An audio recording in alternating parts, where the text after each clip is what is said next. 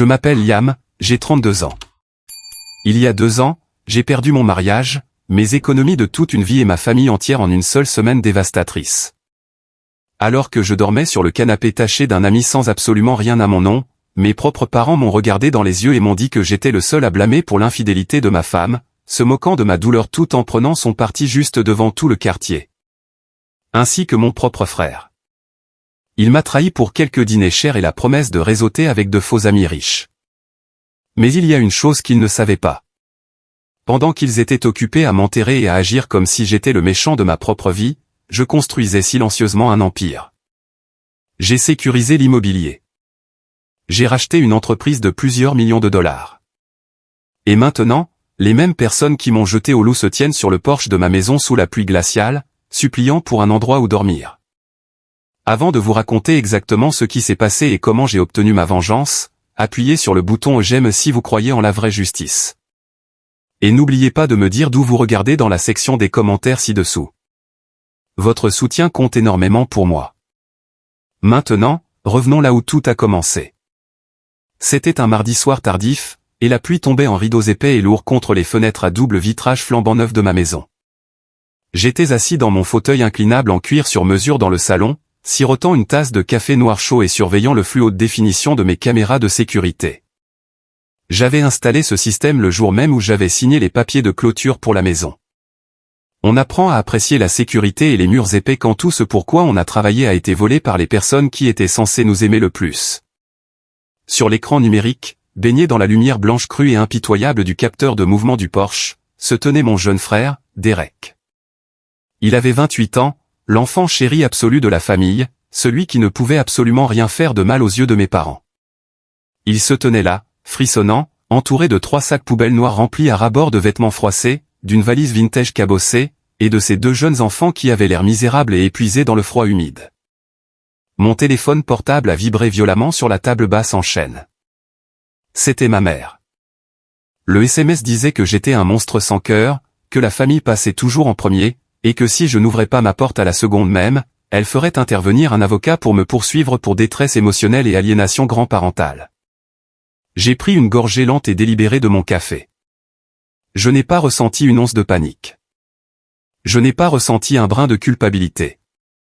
La seule chose que je ressentais dans ma poitrine était la satisfaction calme et indéniable d'un homme qui tenait enfin toutes les cartes dans un jeu auquel il n'avait jamais voulu jouer.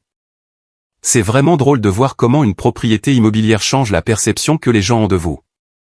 Pendant 2 longues et éprouvantes années, j'ai été un fantôme absolu pour eux. J'étais l'échec embarrassant qu'ils effaçaient de leurs photos de vacances et de leurs fils d'actualité sur les réseaux sociaux. J'étais le gars dont ils chuchotaient le nom lors des réunions de copropriété du quartier et des dîners de Thanksgiving en famille. J'étais l'exemple à ne pas suivre. Mais à la seconde exacte où les registres publics du comté ont montré mon nom sur une propriété de choix en banlieue, je suis soudainement redevenu leur membre de famille bien-aimé. Soudain, l'expulsion de mon frère de son appartement était une urgence personnelle que je devais résoudre. J'ai regardé Derek lever le poing et frapper agressivement sur la porte d'entrée en chêne massif. Il criait quelque chose que je n'entendais pas très bien à cause de la tempête. Son visage se contractait dans cette colère familière de privilégié autour de laquelle j'avais grandi en marchant sur des œufs. Il s'attendait pleinement à ce que je cède. Il s'attendait à ce que l'ancien Liam, le paillasson, se précipite à la porte, s'excuse abondamment d'avoir mis autant de temps, et offre immédiatement mes chambres d'amis impeccables, mon réfrigérateur bien rempli et mon portefeuille durement gagné. C'était la dynamique toxique dans laquelle nous avions grandi. Je travaillais, je me sacrifiais, je fournissais le filet de sécurité, et Derek prenait simplement tout ce qu'il voulait sans un seul mot de gratitude. Mais le Liam qu'il connaissait était mort il y a 2 ans. L'homme assis dans ce fauteuil avait été forgé dans un feu émotionnel que Derek ne pouvait même pas commencer à comprendre. J'ai pris mon téléphone, j'ai ouvert l'application de sécurité domestique intelligente et j'ai appuyé sur un seul bouton numérique.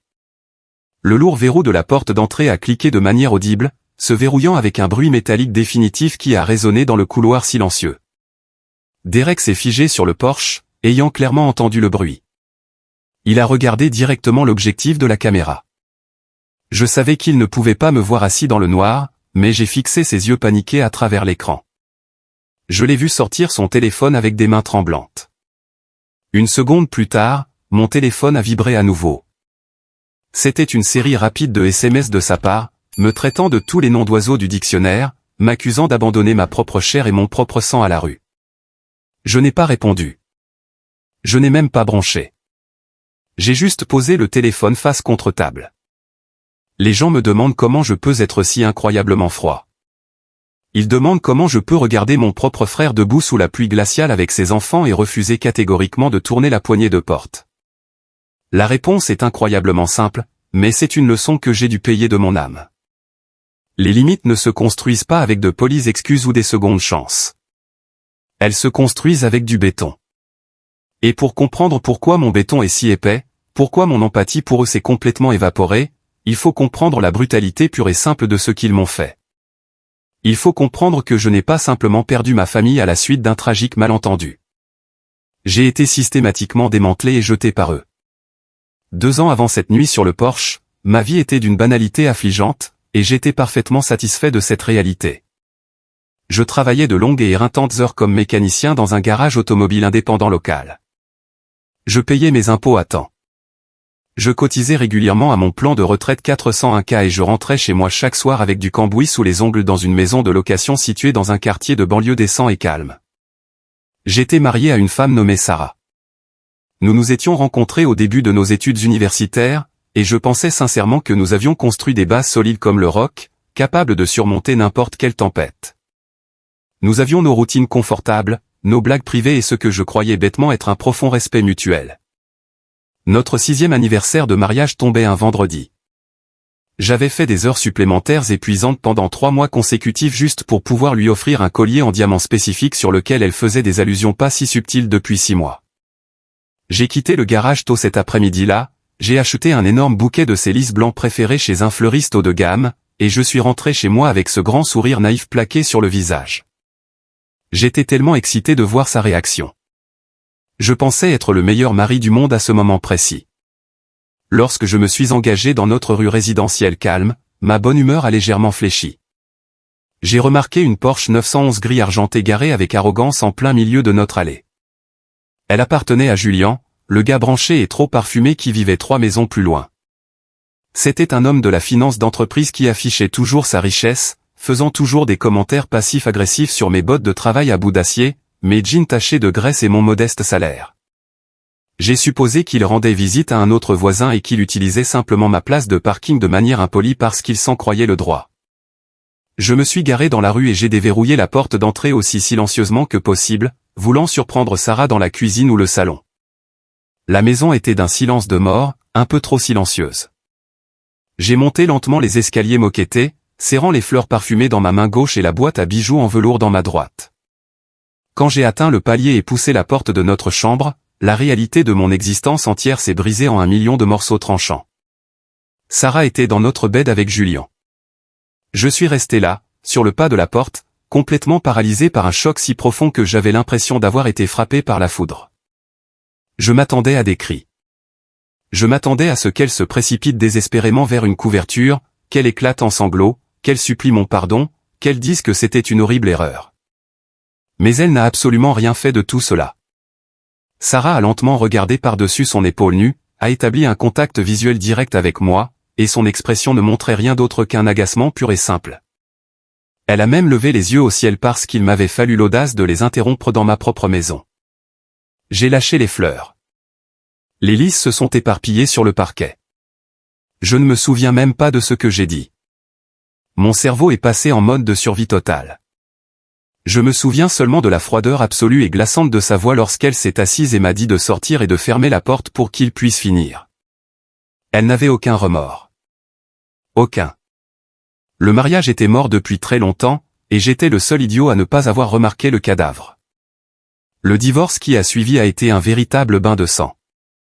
Sarah a engagé un avocat redoutable, un requin dans un costume sur mesure à $3000 qui me regardait à travers la table de médiation comme si j'étais un cafard sur lequel il voulait marcher. Elle voulait tout et elle a été impitoyable pour l'obtenir. Elle a complètement vidé notre compte chèque joint avant même que je comprenne ce qui se passait ou que j'ai la possibilité de geler les avoirs. Elle a même essayé de prendre légalement possession de la voiture de collection que j'avais achetée et restaurée de mes propres mains des années avant que nous ne nous rencontrions. Je pouvais à peine me payer un avocat à prix réduit qui passait nos consultations facturées à vérifier son équipe de football virtuelle au lieu de lire mes dossiers. Comme mon nom était le seul sur le bail et que le propriétaire ne voulait pas d'histoire, j'ai perdu la maison de location. J'ai perdu chaque centime de mes économies en luttant contre les poursuites incessantes qu'elle a intentées. J'ai fini par emballer toute ma vie d'adulte dans 2 sacs de voyage en toile bon marché et par dormir sur un canapé bosselé et couvert de poils de chat dans le salon exigu de mon meilleur ami Ethan. Mais le véritable coup de poignard dans le dos, celui qui a vraiment brisé mon âme, n'est pas venu de Sarah. Il est venu de mon propre sang.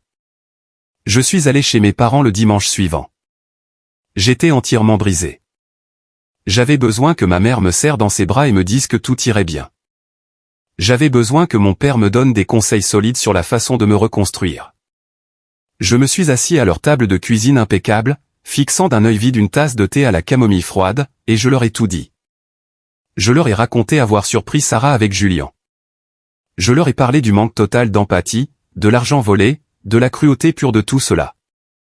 Ma mère, Eleanor, a poussé un lourd soupir, a ajusté ses lunettes et a croisé les bras sur sa poitrine. Elle m'a regardé, non pas avec une pitié maternelle, mais avec une profonde lassitude.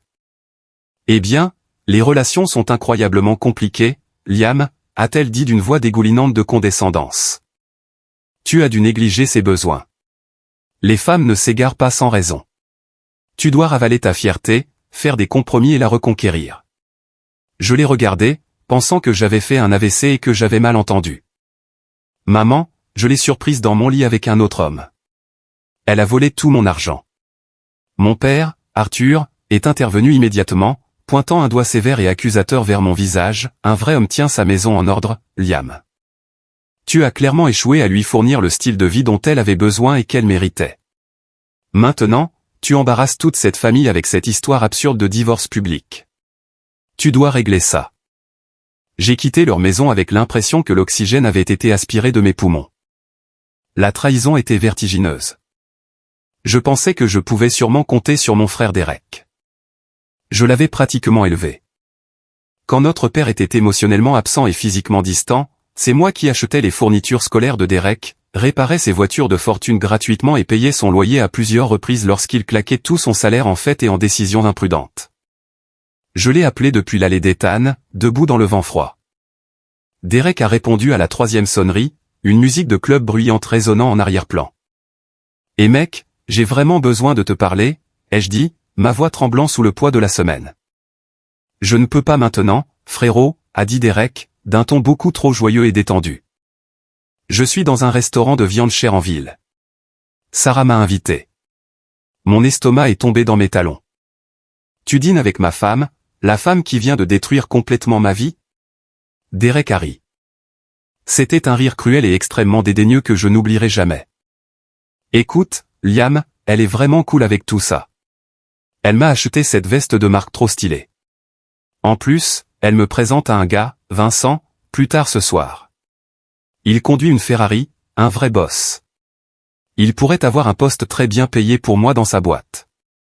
Ne sois pas si amer et jaloux, mec. Tu l'as probablement poussé à te tromper de toute façon. Les hommes ne comprennent jamais ce dont les femmes ont réellement besoin. Il m'a raccroché au nez. La ligne est devenue muette. Je suis resté là, sous la pluie glaciale, tenant un téléphone portable bon marché qui venait de rompre mon dernier lien avec l'humanité. Derek échangeait littéralement sa loyauté envers son propre frère de sang contre un steak gratuit, une veste et la chance pathétique de traîner avec un faux homme riche. Mes propres parents me rejetaient activement la faute d'une trahison impitoyable parce que c'était plus facile que de faire face à la vérité. Je n'ai pas pleuré. La tristesse s'est complètement évaporée, laissant place à une concentration froide, dure et cristalline dans mon esprit. J'ai réalisé à ce moment précis que j'étais complètement et absolument seul au monde. Personne ne venait pour me sauver. Je n'allais pas recevoir d'héritage. Je n'allais pas avoir de filet de sécurité. Et je n'allais certainement pas obtenir d'excuses. J'ai ouvert les paramètres de mon téléphone. J'ai bloqué le numéro de Derek. J'ai bloqué le numéro de ma mère. J'ai bloqué le numéro de mon père. Je suis retourné chez Ethan, je me suis assis sur ce canapé affreux et inconfortable, et j'ai fait un vœu silencieux à l'univers. J'allais reconstruire ma vie à partir des cendres absolues, et j'allais m'assurer que lorsque j'atteindrais enfin le sommet de la montagne, la porte serait définitivement verrouillée derrière moi. La toute première étape de ma vengeance a été de quitter le canapé d'Ethan et d'établir une base d'opération. J'ai épluché les petites annonces et j'ai trouvé l'appartement le moins cher absolu dans le pire quartier possible de la ville. C'était une véritable boîte à chaussures. On pouvait s'asseoir sur le matelas bosselé et toucher physiquement le réfrigérateur bourdonnant, la cuisinière graisseuse et la porte de la salle de bain en même temps. Cela sentait intensément le plâtre humide, la bière éventée et l'odeur de tabac persistante de l'ancien locataire. Chaque nuit, je m'allongeais dans le noir, regardant les taches d'eau s'agrandir au plafond, et je pensais à la Porsche rutilante de Julian. Je pensais à Derek paradant en ville avec la veste de marque que Sarah avait achetée avec l'argent qu'elle avait volé sur mes économies d'études. Je voyais toutes leurs publications de vantardise sur les réseaux sociaux via le compte d'Ethan, car j'avais supprimé le mien. Sarah et Derek étaient soudainement devenus les meilleurs amis du monde, prenant d'innombrables selfies dans des restaurants haut de gamme, publiant de longues légendes moralisatrices sur le fait d'éliminer les énergies toxiques de leur vie. L'énergie toxique à laquelle ils faisaient référence, c'était moi. Ils sont même partis en week-end de vacances luxueux à la plage, un voyage que Sarah et moi avions planifié pendant des années mais pour lequel nous n'avions soi-disant jamais le budget. C'est drôle comme elle a soudainement trouvé les fonds au moment exact où elle m'a légalement expulsé de ma propre vie. Le point de rupture absolue, le moment où la dernière goutte de ma patience s'est évaporée, s'est produit environ un mois après le début de ma nouvelle et sinistre réalité. J'étais au supermarché discount local un mardi soir. J'avais exactement 12,50 $ à mon nom pour tenir toute la semaine jusqu'au jour de paye. Je poussais un chariot grinçant rempli de nouilles ramen de marque générique et du café instantané le moins cher et le plus amer que je pouvais trouver sur l'étagère du bas.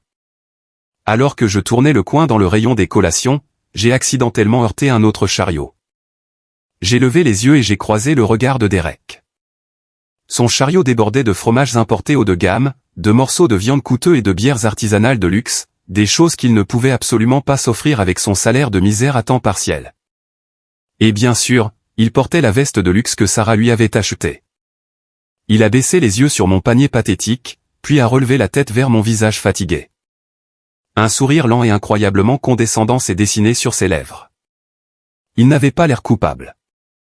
Il avait l'air triomphant. « Mec, tu as une mine affreuse, Liam », a dit Derek, en haussant la voix pour que les inconnus du rayon d'à côté l'entendent clairement. « Est-ce que tu manges seulement assez ?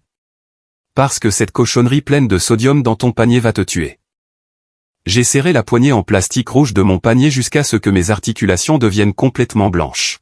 « Laisse-moi tranquille, Derek. Va-t'en. » Il m'a ignoré et s'est approché, baissant la voix pour un murmure complice, tout en gardant ce ton profondément moqueur. « Tu sais, Sarah m'a tout dit sur les raisons de votre échec. Tu aurais vraiment dû prêter plus d'attention à ses besoins physiques. Son nouveau mec, Julian, nous invite tous dans un club de campagne exclusif ce week-end. Il est tellement généreux.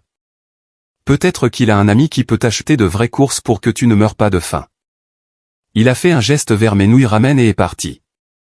Mon propre frère, le gamin que j'avais nourri et habillé quand nos parents s'y refusaient, le gamin dont j'avais soigné les genoux écorchés, se tenait dans un supermarché brillamment éclairé pour me dire que je méritais d'être trompé tout en se moquant activement de mon extrême pauvreté. Je n'ai pas crié. Je n'ai pas fait de scène.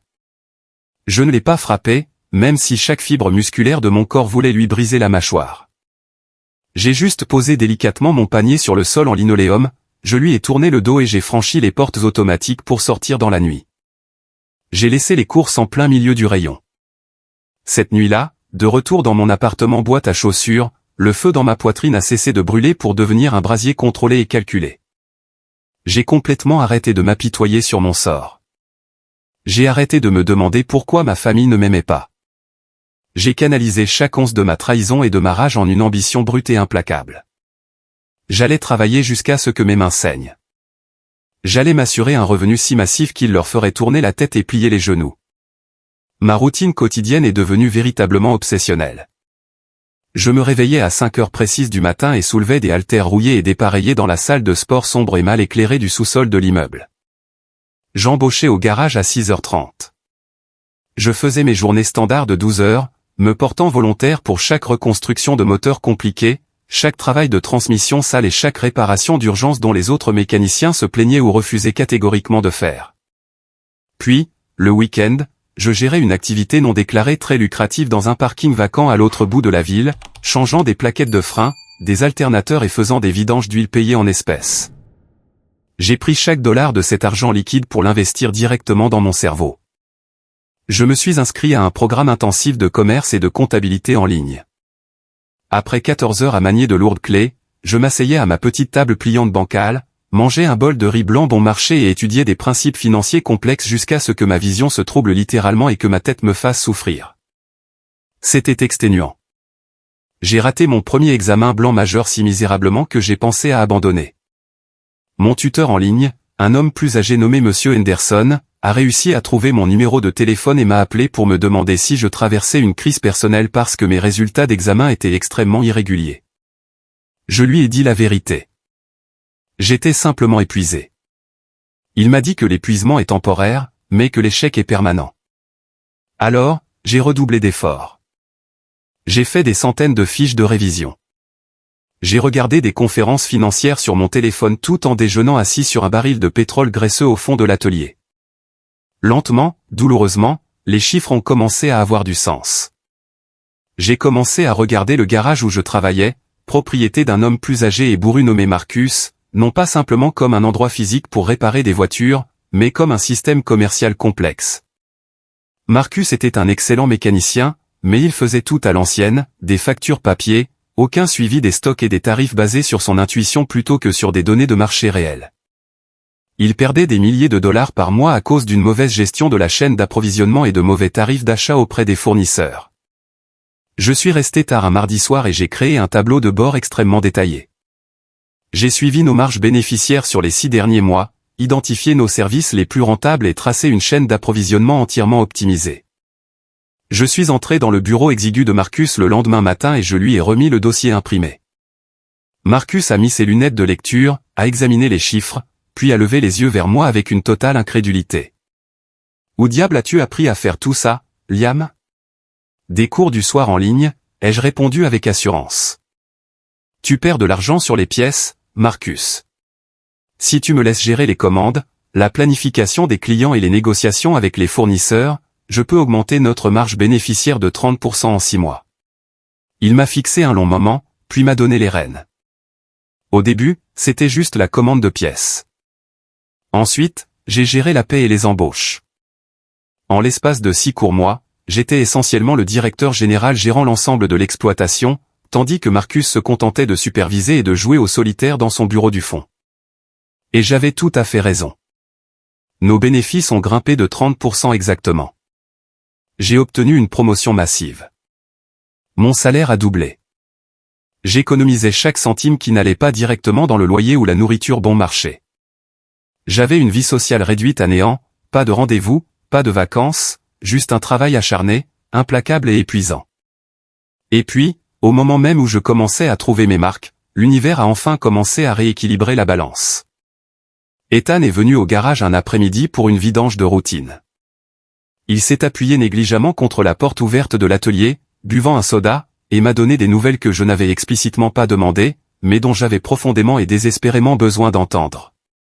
Julian, le voisin arrogant à la Porsche, avait largué Sarah. Il l'avait complètement mise à la porte de chez lui à peine 2 mois après la finalisation de notre divorce parce qu'il avait trouvé une femme plus jeune et moins compliquée.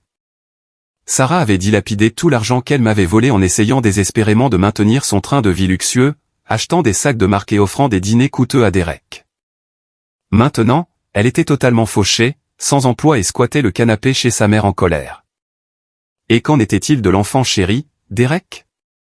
Le prétendu mentor fortuné à la Ferrari qu'il avait préféré à son propre frère s'est avéré être un imposteur et un escroc de grande envergure.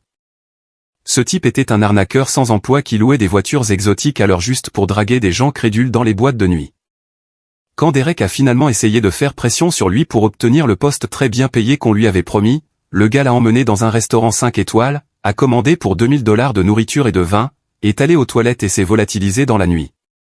Laissant Derek avec l'addition salée. Derek avait démissionné avec arrogance de son emploi stable dans les assurances, pensant qu'il était paré pour une vie de luxe. Et maintenant, il croulait sous les dettes de cartes de crédit et faisait face à une expulsion. J'ai gardé la tête sous le capot du camion sur lequel je travaillais. Je n'ai pas ri à haute voix. Je n'ai pas serré le poing ni jubilé devant Ethan. J'ai juste attrapé ma clé dynamométrique, serré un boulon, et j'ai senti un sentiment de paix profond et chaleureux m'envahir tout entier. Le karma faisait enfin son travail, et il faisait des heures supplémentaires. Environ un an après le début de mon travail acharné et ininterrompu, Marcus m'a appelé dans son bureau bien après l'heure de fermeture.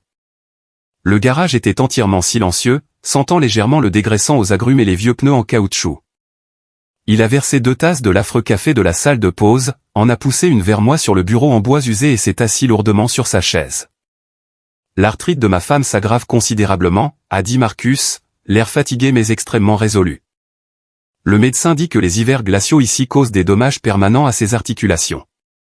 Nous devons déménager en Arizona pour un climat plus chaud. Mon cœur a immédiatement raté un battement, tombant dans mon estomac. S'il vendait l'atelier à une grande chaîne d'entreprises, je perdrais mon poste de direction. Je redeviendrais un simple mécanicien remplaçable répondant à un directeur régional qui ne se souciait que des quotas. Tout mon travail acharné disparaîtrait du jour au lendemain. Alors, qu'est-ce que cela signifie exactement pour le garage, ai-je demandé, essayant désespérément de garder un ton détaché et de cacher la panique montante. Marcus s'est penché en avant, croisant ses mains calleuses sur le bureau. Cela signifie que je veux accélérer considérablement notre calendrier. Je t'ai observé, Liam. Tu tiens vraiment à cet endroit.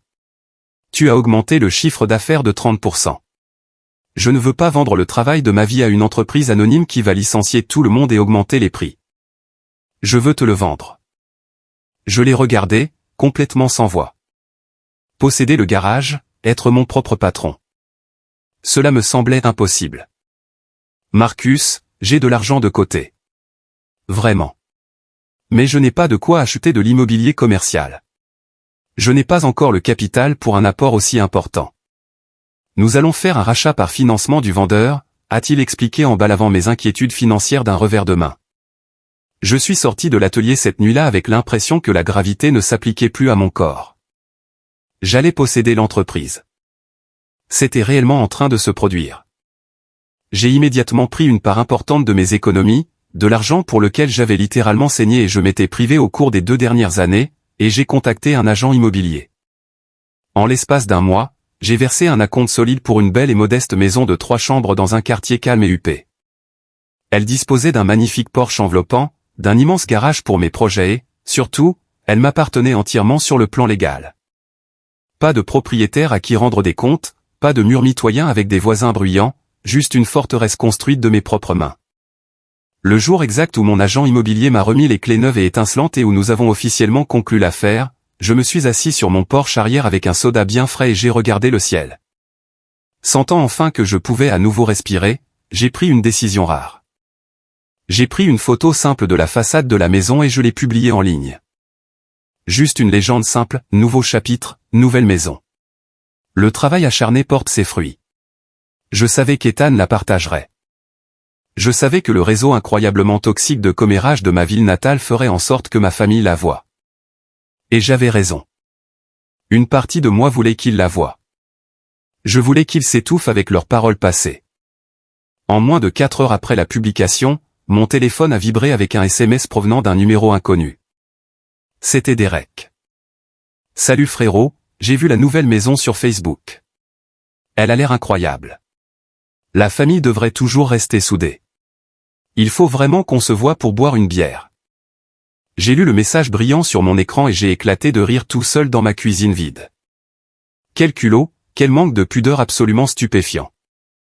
Il avait complètement ignoré mon existence pendant plus d'1 an, s'était moqué de moi alors que je mourais de faim dans le rayon d'un supermarché, et à la seconde exacte où j'avais des mètres carrés et des actifs visibles, j'étais à nouveau son « frérot ».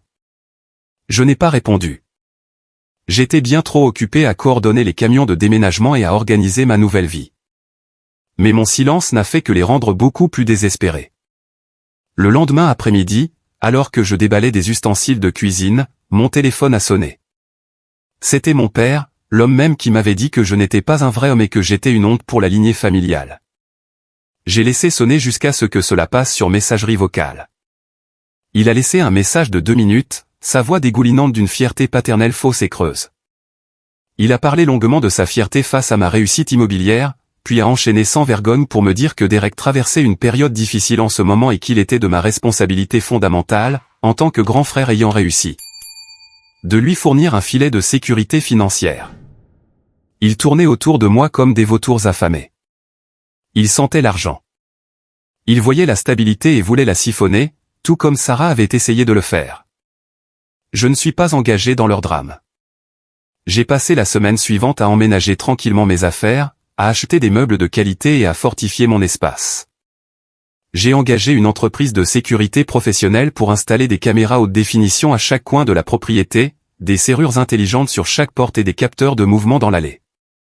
Je construisais un château impénétrable, et je relevais le pont-levis. Je savais avec une certitude absolue que ce n'était qu'une question de temps avant que les SMS manipulateurs et les appels culpabilisants ne se transforment en visites physiques. Les personnes qui s'estiment intrinsèquement légitimes à utiliser vos ressources ne renoncent pas poliment quand vous les ignorez. Elles intensifient la pression. Elles exigent. Et cela nous ramène à ce mardi soir pluvieux. Directement à Derek debout sur mon porche brillamment éclairé avec ses sacs poubelles et ses enfants fatigués, exigeant agressivement d'entrer. Ma mère menaçait d'intenter des procès. Mon père laissait des messages vocaux de plus en plus agressifs sur la loyauté familiale et le bien-être des enfants. Il pensait que j'étais piégé. Il pensait pouvoir utiliser la pression publique, la présence des enfants et une culpabilité familiale profondément ancrée pour me forcer la main et briser mes limites. Je me suis réinstallé dans mon fauteuil en cuir, j'ai bu la dernière goutte de mon café et j'ai regardé Derek donner des coups de pied de colère dans la porte à travers le moniteur. Dehors, la tempête commençait tout juste à se déchaîner. Mais pour la première fois en 2 années horribles, j'étais complètement en sécurité, au chaud et à l'abri de la pluie. Je pensais que le pire était passé. Je pensais que verrouiller la porte réglerait l'affaire. J'avais tellement tort. La véritable guerre était sur le point de commencer, et j'allais détruire leur sentiment de supériorité avec rien d'autre que la loi, ma réussite et la vérité crue et froide. Je suis resté complètement immobile dans mon fauteuil inclinable en cuir et j'ai surveillé le moniteur de sécurité jusqu'à ce que Derek finisse par abandonner. Je l'ai vu donner un dernier coup de pied dans le bas de ma porte d'entrée en chêne massif, rassembler ses pitoyables sacs poubelles humides et traîner ses enfants épuisés vers sa berline délabrée garée dans la rue. Les feux arrière rouges se sont lentement estompés sur l'asphalte mouillé, disparaissant complètement sous la pluie battante de banlieue. Je n'ai pas beaucoup dormi cette nuit-là. Ce n'était pas par culpabilité, et certainement pas par regret. C'était par une profonde anticipation primitive. Lorsque vous coupez agressivement la source de nourriture principale d'un parasite toxique, celui-ci ne meurt pas tranquillement dans son coin. Il se défend avec tout ce qu'il a. Je connaissais ma dynamique familiale mieux que mon propre reflet. Je connaissais leur stratégie de manipulation par cœur. L'embuscade de minuit sur le porche n'était que leur premier coup. Ils testaient le périmètre de mes limites nouvellement établies. Et parce qu'ils ont trouvé du béton armé au lieu de sable mouvant, je savais avec une certitude absolue qu'ils passeraient à l'artillerie lourde. Le lendemain matin, la violente tempête était complètement passée, laissant les rues résidentielles bordées d'arbres glissantes, verdoyantes et parfaitement propres. I drove my truck to the garage de bonne heure, l'air frais du matin dissipant la tension résiduelle de mon esprit. L'atelier bourdonnait déjà d'une intense productivité lorsque j'ai franchi les portes de l'atelier. Sous ma gestion méticuleuse, nous étions passés d'un atelier de réparation poussiéreux, désorganisé et à l'ancienne à une entreprise commerciale hautement efficace et incroyablement rentable. Nous avions récemment décroché de lucratifs contrats à long terme pour l'entretien de flottes entières de véhicules de livraison pour de grandes entreprises de logistique. Les revenus mensuels étaient absolument stupéfiants. J'avais une équipe dédiée de 6 maîtres mécaniciens travaillant directement sous mes ordres. Marcus était effectivement à la retraite, ne venant que quelques jours par semaine pour examiner les registres financiers, boire du café bon marché dans le bureau du fond et offrir des conseils non sollicités sur la restauration de voitures de collection. Ma vie était enfin structurée, hautement rentable et farouchement protégée. J'avais l'immobilier. J'avais le salaire. J'avais la paix.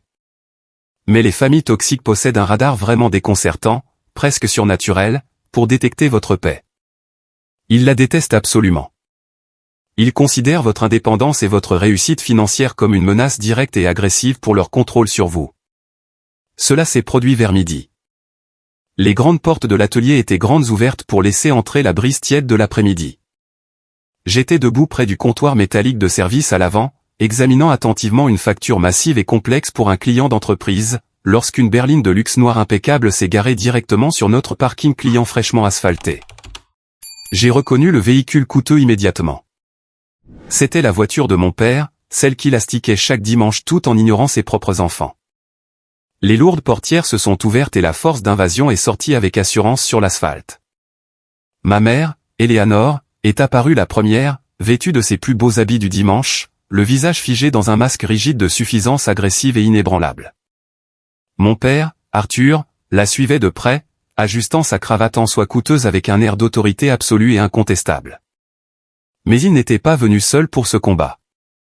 De la banquette arrière est sorti un homme que je n'avais jamais vu de ma vie. Il portait un costume bleu marine bien ajusté, tenait une mallette en cuir véritable et projetait ce genre d'assurance agressive et fabriquée qui crie haut et fort, heure facturable, et intimidation judiciaire. Il avait l'air totalement déplacé sur l'asphalte huileux et marqué par les pneus d'un atelier de mécanique en activité.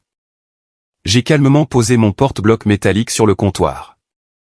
Les mécaniciens dans les ateliers ouverts ont lentement arrêté ce qu'ils faisaient, le sifflement strident des outils pneumatiques s'éteignant peu à peu à mesure qu'ils sentaient le changement soudain et hostile de l'atmosphère. Mes parents ont marché droit vers les portes de l'atelier, ignorant complètement les panneaux jaunes vifs indiquant clairement que seuls les employés étaient autorisés au-delà de cette limite. L'homme en costume bleu marine les suivait de près, ses yeux froids balayant l'atelier très fréquenté avec un dédain évident et non filtré. « Liam » a annoncé ma mère, sa voix aiguë résonnant bruyamment sous le haut plafond de tôle. « Nous devons parler immédiatement. Arrête ce que tu fais et regarde-nous. » Je n'ai pas bougé de derrière la sécurité du comptoir métallique. J'ai simplement croisé les bras sur ma poitrine, ancré fermement mes pieds au sol et je les ai regardés en face. « Vous êtes en train de faire intrusion dans un espace de travail commercial, Eleanor. Si vous avez besoin d'une vidange de routine ou d'une rotation de pneus, vous pouvez prendre un ticket et attendre dans le hall d'accueil comme tout le monde.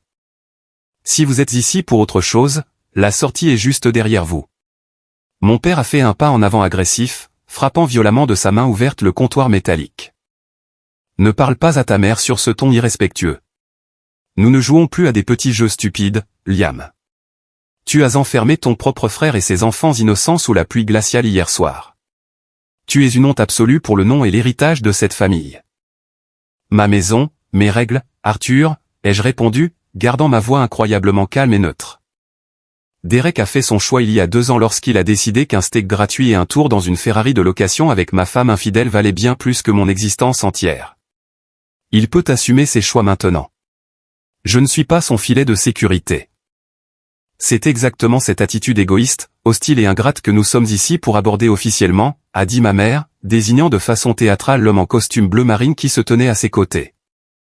Liam, voici Monsieur Vance.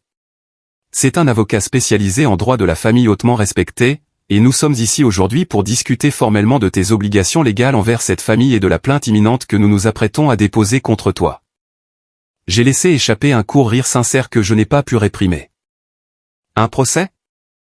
Une telle illusion de grandeur était presque impressionnante. Un procès ? Sur quel motif juridique possible ? Est-il soudainement devenu illégal d'ignorer des parents toxiques et manipulateurs ? Parce que si c'est le cas, la moitié du pays va finir en prison. L'avocat, M. Vance, s'est avancé avec assurance vers le comptoir, posant sa coûteuse mallette en cuir et ouvrant les fermoirs en laiton poli d'un coup sec. Et en a sorti une épaisse liasse de documents juridiques rédigés formellement. Il m'a regardé avec le même sourire condescendant et aristocratique que l'avocat féroce de Sarah avait utilisé pour me détruire 2 ans auparavant. C'était le regard caractéristique d'un homme riche qui pensait avoir affaire à un mécanicien sous-éduqué, payé à l'heure et facilement intimidable, qui céderait à la simple mention d'une action en justice. Monsieur Liam, a commencé l'avocat, sa voix fluide, exercée et dégoulinante d'une autorité condescendante. Vos parents ont formellement engagé les services juridiques de mon cabinet pour répondre aux préjudices financiers et moraux graves que vous avez malicieusement infligés à votre frère Derek et, par extension directe, à ses enfants mineurs. Nous nous apprêtons actuellement à déposer une plainte civile majeure pour aliénation grand-parentale, dommages émotionnels et abandon financier grave. Abandon financier, ai-je répété en haussant un sourcil sceptique. Derek est un homme valide de 28 ans. Il n'est pas à ma charge légale. Je ne le déclare pas sur mes impôts. Je ne lui dois pas de toi. C'est ta famille de sang, a interrompu violemment mon père, son visage virant au rouge cramoisi. Tu possèdes un bien immobilier de choix en ce moment. Nous avons vu les photos que tu as publiées en ligne. Nous savons exactement de quel quartier il s'agit. Nous savons que tu as obtenu une promotion massive et une augmentation de salaire importante ici au garage. Tu as des chambres chaudes et vides alors que ton propre frère fait face à l'itinérance permanente et risque de perdre la garde de ses enfants parce qu'il n'a pas d'adresse résidentielle stable. Un juge des affaires familiales examinera absolument ta richesse soudaine, comparera sa situation désespérée et te contraindra à fournir un logement ou un soutien financier sur la base de précédents historiques. Tu l'as soutenu par le passé. Tu as payé son loyer. Tu as établi un modèle clair d'assistance. Tu ne peux pas simplement couper les ponts de manière unilatérale parce que tu fais un caprice d'enfant à cause du passé. C'était le tissu d'absurdité juridique le plus infondé que j'ai jamais entendu de toute ma vie d'adulte. Mais mes parents y croyaient profondément. Ils avaient trouvé un avocat sans scrupules, prêt à rédiger une lettre d'intimidation terrifiante juste pour me forcer à me soumettre. Ils croyaient sincèrement que parce que je m'étais sacrifié pour sortir des règles de ses problèmes financiers pendant une décennie, j'étais légalement obligé d'être son distributeur de billets permanent pour le restant de ses jours. De plus, a poursuivi l'avocat, tapotant un doigt parfaitement manucuré sur sa pile de documents, vos parents ont fourni un soutien moral et matériel substantiel durant vos années de formation. Ils vous ont nourri. Ils vous ont logé. Ils ont payé vos premières certifications professionnelles. Compte tenu de votre récente acquisition lucrative de biens immobiliers résidentiels haut de gamme, ils sont parfaitement en droit d'exiger un retour sur cet investissement initial. Si vous refusez de loger Derek immédiatement, nous demanderons au tribunal d'imposer une hypothèque légale importante sur votre nouvelle propriété pour récupérer explicitement les fonds qu'ils ont dépensés pour vous élever, ce qui, honnêtement, aurait dû être considéré comme votre futur héritage de toute façon. Je les ai fixés. J'ai laissé un silence absolu et écrasant s'installer pendant 10 longues secondes insoutenables. Je voulais m'imprégner à jamais des expressions arrogantes et déplacées sur leur visage. Ils croyaient sincèrement m'avoir acculé dans un coin sans issue. Ils pensaient que la menace terrifiante d'un procès massif, l'évocation de batailles féroces pour la garde des enfants et la perspective de saisies immobilières terrifieraient le pauvre mécanicien sans instruction au point de lui faire remettre les clés de sa maison et ses comptes bancaires. Ils pensaient que j'étais exactement la même victime qu'il y a 2 ans. Laissez-moi être parfaitement clair, ai-je dit, ma voix descendant dans un registre incroyablement bas et menaçant qui a fait tressaillir visiblement l'avocat. Il y a 2 ans, quand Sarah a volé mes économies de toute une vie, détourné mon argent d'études et essayé de me prendre ma voiture de collection pendant le divorce, alors que je dormais sur un canapé immonde et que je mourais littéralement de faim, vous m'avez dit que je le méritais. Vous m'avez dit d'être un vrai homme et de me débrouiller seul. Vous ne m'avez absolument rien offert, pas $1, pas un repas. Mais maintenant que j'ai une maison impeccable et un excellent salaire, vous engagez un avocat véreux pour me forcer légalement à adopter mon frère adulte? Tu dois tout à cette famille, a craché venimeusement ma mère, le visage rouge de colère. Je n'ai pas paniqué. Je n'ai pas crié. Je ne leur ai pas laissé voir la moindre trace de peur, car il n'y avait plus de peur en moi. J'ai juste regardé directement derrière eux, me concentrant sur le bureau vitré tout au fond de l'atelier. Marcus, ai-je appelé, ma voix coupant nettement la tension étouffante de la pièce. Pourrais-tu m'apporter les dossiers finalisés de l'acquisition commerciale, s'il te plaît? Ceux avec la reliure épaisse. La lourde porte en bois du bureau du fond s'est ouverte lentement et Marcus s'est avancé dans le garage. Il tenait un dossier en cuir remarquablement épais et relié de manière professionnelle. Mais il n'était pas seul. Juste derrière lui se tenait Chloé, l'avocate d'affaires incroyablement brillante et hautement respectée qui avait méticuleusement géré toutes les formalités complexes d'achat immobilier commercial et de transfert d'entreprise pour notre transaction. Ils ont marché lentement et délibérément vers le comptoir métallique.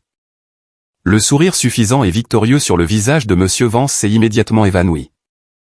Il ne s'attendait manifestement pas à ce qu'un conseiller juridique d'entreprise hautement qualifié soit présent dans un garage mécanique bruyant et poussiéreux un mercredi après-midi.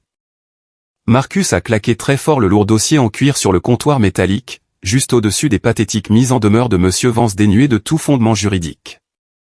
Le bruit sourd a résonné dans tout le garage. « Je peux vous aider pour quelque chose ?» a demandé Marcus d'une voix bourrue, fortement teintée d'une vive irritation.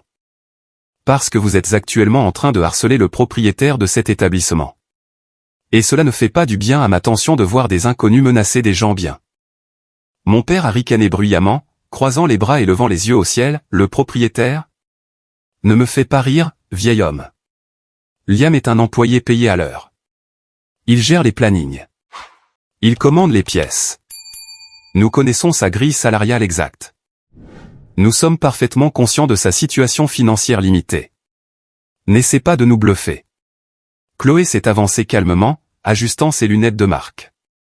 Elle a regardé Monsieur Vance avec cette froide pitié professionnelle qu'un loup affamé réserve à un lapin pris au piège. « Cher confrère », a-t-elle dit calmement, s'adressant directement à l'avocat engagé par mes parents. Je vous suggère fortement de vérifier méticuleusement les registres publics des entreprises et les dossiers fiscaux commerciaux avant de tenter de menacer un particulier de saisies immobilières abusives basées sur des précédents juridiques inexistants concernant des frères et sœurs adultes. M. Vance assillait rapidement, son assurance de façade s'effondrant visiblement sous son regard intense. Que entendez-vous par là, madame? Chloé a ouvert le lourd dossier en cuir et l'a fait pivoter élégamment pour que mes parents et leur avocat, visiblement en sueur, puissent lire les caractères gras certifiés conformes sur la toute première page. Je n'insinue rien, a déclaré clairement et fermement Chloé. Je formule un fait juridique incontestable et parfaitement documenté. Depuis exactement 30 jours, Liam n'est plus un employé de ce garage. Grâce à un accord de financement complexe et à un investissement de capital personnel massif, Liam a légalement racheté l'intégralité de cette entreprise commerciale. Il possède le bâtiment physique. Il possède le terrain commercial sur lequel il est construit. Il possède chaque contrat de flotte, chaque machine lourde et chaque outil dans ce bâtiment. Liam est le propriétaire unique, l'actionnaire principal et le président-directeur général d'une entreprise commerciale actuellement évaluée à un peu plus de 3,2 millions de dollars. Le silence qui s'est instantanément abattu sur la pièce était absolu et incroyablement lourd. Il était si profond qu'on pouvait entendre le bourdonnement rythmique et lointain du vieux distributeur de soda dans la salle de pause des employés. Ma mère est restée bouche bée. Elle fixait d'un œil vide les documents juridiques, les yeux écarquillés, lisant frénétiquement les signatures, cherchant désespérément une faille. Cela devait être un mensonge élaboré. Mon père a complètement perdu ses couleurs, prenant une teinte grise et maladive. Il a regardé lentement les documents incontestables, puis Marcus, et enfin moi. La réalité l'a frappé comme un coup physique et dévastateur en pleine poitrine.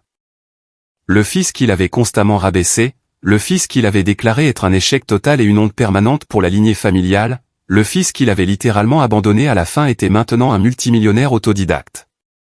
Non, a chuchoté ma mère, secouant la tête dans un déni total. Non, ce n'est tout simplement pas possible. Il répare juste des voitures. Il était complètement fauché. Il vivait dans ce minuscule appartement immonde. Sarah lui a tout pris. Il était fauché parce qu'il a fait confiance à des personnes toxiques, est intervenu Marcus, d'un ton dur et impitoyable. Mais il construisait silencieusement un empire pendant que vous étiez occupé à acheter des steaks coûteux pour le frère qui se moquait activement de sa pauvreté. Liam a doublé le chiffre d'affaires de cet endroit en un an. Il m'a racheté l'affaire en toute légalité. C'est l'homme d'affaires le plus intelligent et le plus travailleur que j'ai jamais rencontré en 30 ans de carrière. J'ai regardé directement Monsieur Vance, l'avocat auparavant arrogant et douteux dont les mains tremblaient maintenant nerveusement au-dessus de sa luxueuse mallette. Alors, cher confrère, ai-je dit d'une voix teintée d'un amusement glacial et calculé. Parlons en détail de votre petit projet de procès. Vous voulez me poursuivre formellement pour le délit totalement fictif d'abandon financier d'un homme majeur. Vous voulez essayer de placer une hypothèque légale sur ma propriété résidentielle pour réclamer un héritage que je n'ai jamais demandé. Allez-y, déposez officiellement les documents auprès du greffe du comté. S'il vous plaît, je vous y encourage vivement. Je me suis légèrement penché sur le comptoir, verrouillant mon regard dans le sien. Parce que Chloé ici présente a toute une équipe d'avocats d'affaires impitoyables payés très cher. À la seconde exacte où vous déposerez cette absurdité, nous vous poursuivrons immédiatement, vous et votre cabinet, pour harcèlement ciblé, poursuite abusive. Procédure téméraire et intrusion commerciale. Je vous traînerai, vous et mes parents, dans une procédure d'instruction judiciaire si coûteuse, si publique et si douloureuse qu'ils devront littéralement vendre leur propre maison juste pour payer vos honoraires de défense.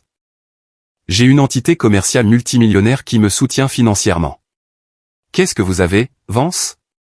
Parce qu'en ce moment, vous ressemblez à un homme avec un pistolet à eau dans une zone de guerre. Monsieur Vance a déglouti avec difficulté. Le visage blême, il mesurait l'ampleur du désastre. C'était un avocat de droit de la famille de bas étage qui intimidait des cibles faciles pour des règlements rapides à l'amiable.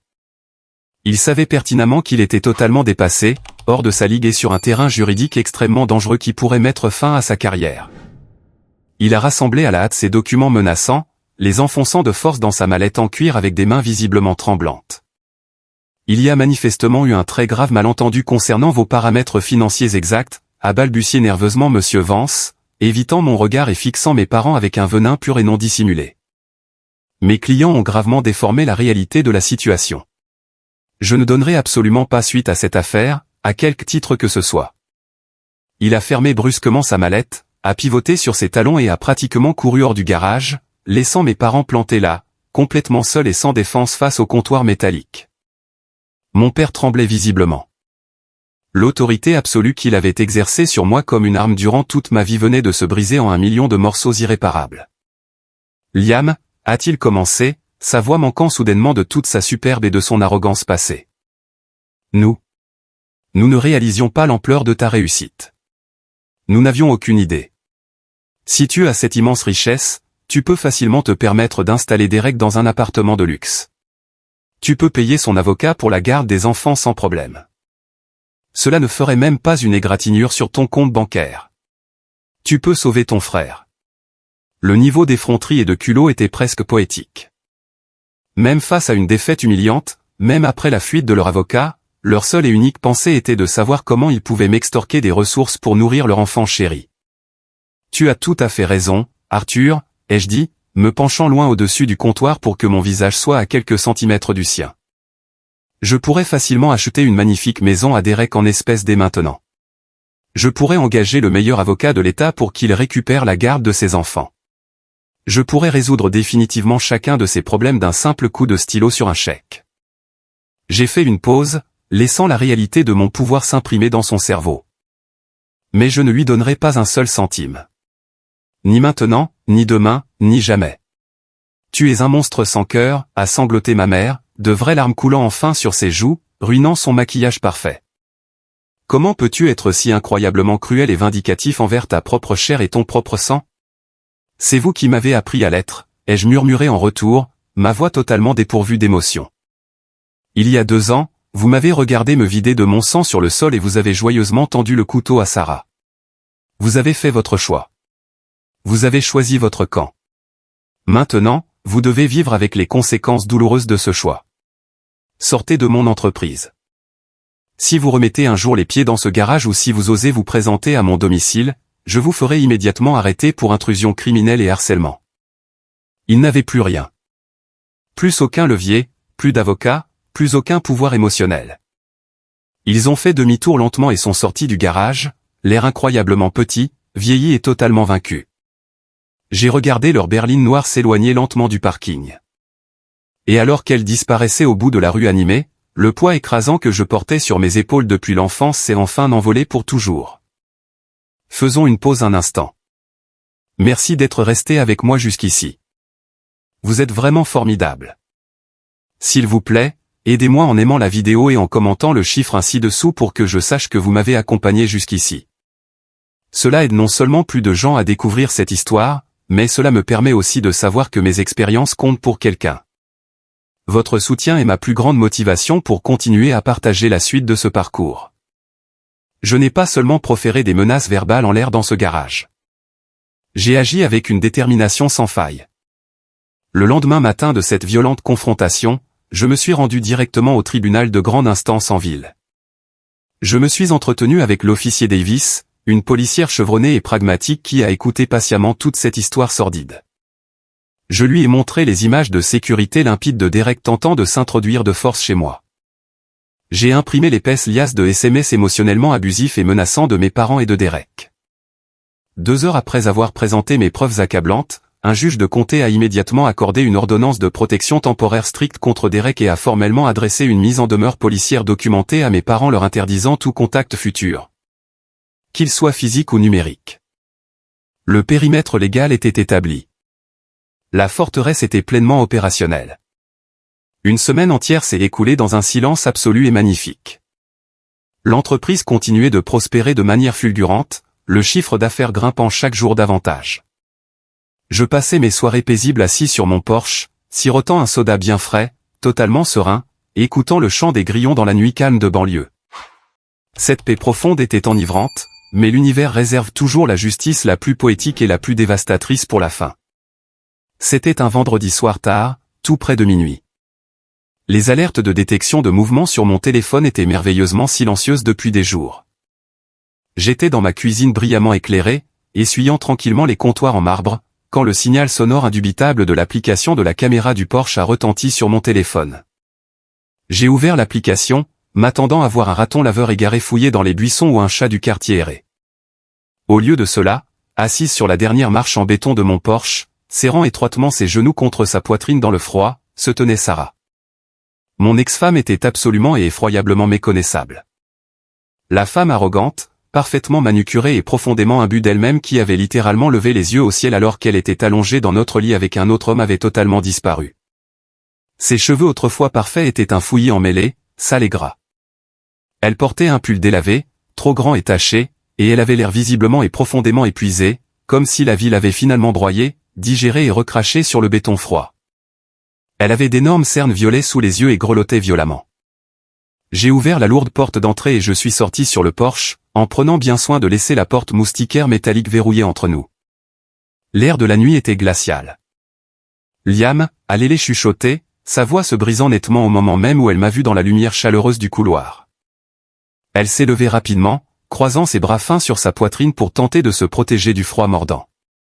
Je ne savais pas où aller d'autre. Je suis tellement désolé.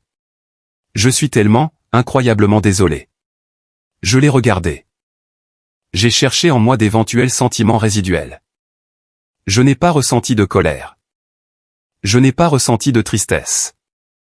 Je n'ai même pas ressenti une étincelle de joie vengeresse. J'ai juste ressenti un immense vide clinique concernant son existence entière.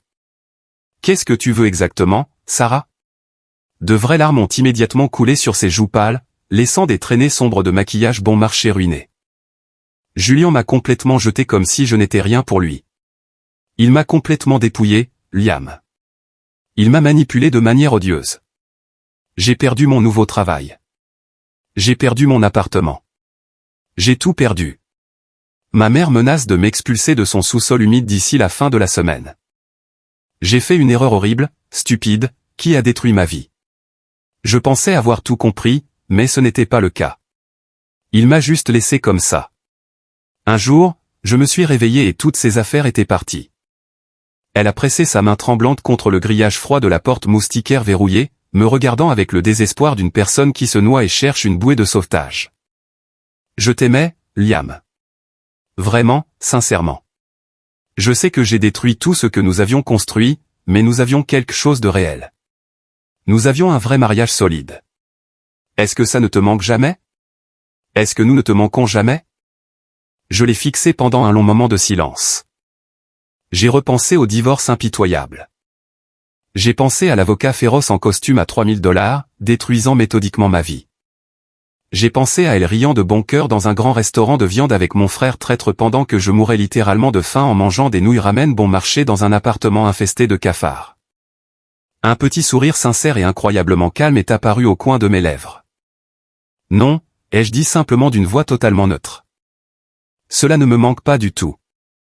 J'ai fermé la lourde porte en chaîne directement sous son nez. J'ai tourné fermement le verrou, le clic sonore résonnant dans l'entrée. Je suis resté dans le couloir pendant exactement 1 minute, l'écoutant sangloter de manière incontrôlable sur le Porsche, me suppliant désespérément d'ouvrir, de lui accorder une dernière chance, une dernière discussion.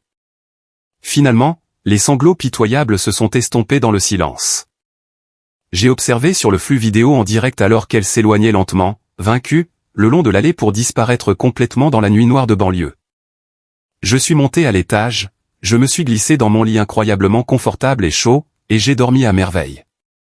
Cette porte était définitivement verrouillée, et aucune larme feinte ou désespérée ne trouverait jamais la clé. Le lendemain matin, mon téléphone portable a sonné une toute dernière fois. C'était un numéro masqué. J'ai répondu, sachant pertinemment de qui il s'agissait. Liam, a dit ma mère, Eleanor. Sa voix était totalement dépourvue de son arrogance habituelle. Elle était incroyablement vide, vaincue et profondément amère. Je voulais juste te dire officiellement que tu as gagné. Derek a complètement perdu la garde de ses enfants au profit de son ex-petite amie. Il vit actuellement à l'arrière de sa voiture. Sarah est venue chez nous en pleurant toutes les larmes de son corps hier soir, mendiant de l'argent, et nous l'avons rejeté. La famille est complètement, irrémédiablement brisée, et toi, tu es assis dans ton manoir à compter ton argent. J'espère que tu es heureux. Je suis ravi, Eleanor, ai-je dit calmement. Mais tu te trompes complètement sur un point crucial. Ce n'est pas moi qui ai brisé la famille. C'est vous. Vous avez construit une immense maison avec du bois pourri, et vous m'en voulez parce que j'ai refusé de la laisser s'effondrer sur ma tête. Ne rappelez plus jamais ce numéro. J'ai raccroché immédiatement, je me suis rendu dans une boutique de téléphonie et j'ai complètement changé de numéro. Le nettoyage était officiellement terminé. Une année entière s'est écoulée depuis ce dernier appel téléphonique. Le passage des saisons n'a apporté rien d'autre qu'une croissance continue et massive ainsi qu'une sérénité absolue et sans mélange. Le garage commercial s'est développé de manière spectaculaire, m'obligeant à acheter le terrain vacant adjacent pour gérer l'afflux massif de flotte de véhicules d'entreprise que nous entretenions. Mes comptes bancaires étaient incroyablement sûrs. Mes divers investissements fructifiaient grandement et ma maison me semblait véritablement et profondément être un foyer. C'était le week-end du 4 juillet. L'odeur riche et fumée de la poitrine de bœuf cuite lentement et de la sauce barbecue sucrée flottait dans l'air chaud de l'été dans mon immense jardin parfaitement aménagé. Le soleil brillait de mille feux et les éclats de rire sincères résonnaient sur la pelouse verdoyante. J'organisais un grand barbecue pour les personnes qui comptaient réellement dans ma vie. Ethan gérait fièrement le grill, débattant joyeusement avec Marcus sur la température exacte pour fumer les travers de porc. Les mécaniciens fidèles de l'atelier jouaient au fer à cheval avec leurs femmes et leurs enfants. Chloé, ma brillante avocate, se détendait dans une chaise de jardin confortable avec une boisson glacée, discutant avec l'officier Davis, qui était devenu une bonne amie. Je me tenais sur la terrasse en bois surélevé, contemplant cette foule joyeuse. C'était ma véritable famille. Le sang n'est absolument rien de plus qu'un accident biologique de la naissance. La vraie famille se construit méticuleusement sur le respect mutuel, les épreuves partagées et une loyauté absolue et indéfectible. Alors que je retournais dans la cuisine fraîche et climatisée pour aller chercher de la glace pour les glacières, j'ai remarqué une lettre posée seule sur l'îlot en marbre. Elle s'était glissée à travers les mailles de mon précédent système de transfert de courrier. L'enveloppe était froissée, tachée et adressée de l'écriture tremblante et caractéristique de mon père. Il n'y avait pas d'adresse de retour indiquée. J'ai failli la jeter directement à la poubelle sans l'ouvrir, mais une curiosité morbide l'a emporté. J'ai déchiré l'enveloppe usée et en ai sorti une seule page désespérée de papier à lettres bon marché. La lettre était une confession dévastatrice d'une ruine absolue et totale.